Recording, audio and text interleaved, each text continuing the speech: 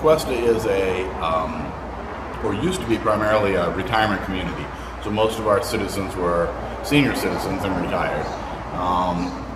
And so we have a very high population of the elderly here.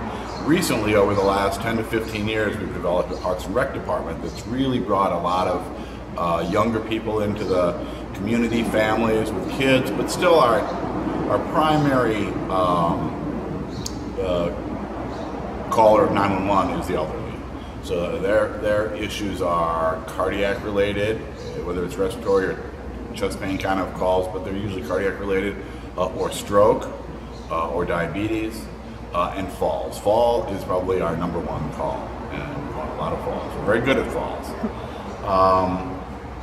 So from a health perspective, those are the biggest concerns. Those are the calls that we go on the most. They're also, some of them can be pretty significant in terms of how it affects the rest of the person's life. So that's probably our biggest health issues here.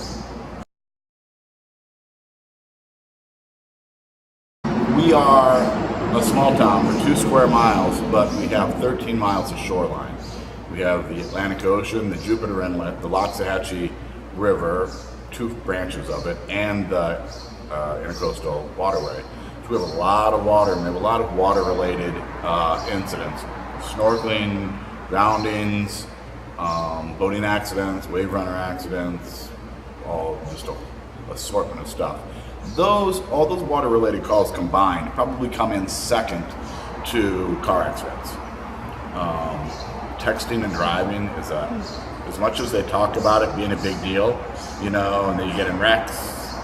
It is, and you get in wrecks, and it really does happen, and that's why they say that.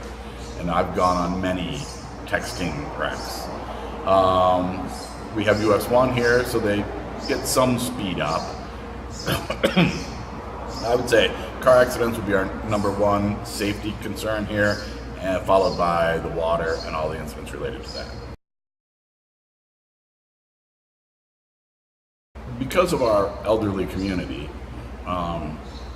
we have, and most of their complaints are, sort of grouped similarly. They're cardiac or respiratory or, kind of grouped like that, or falls. The education of those people would be really wonderful. As much as we talk about stroke prevention and knowing the signs, and heart attack prevention and knowing the signs, we still don't get the word out enough. There's a lot of people that don't get it.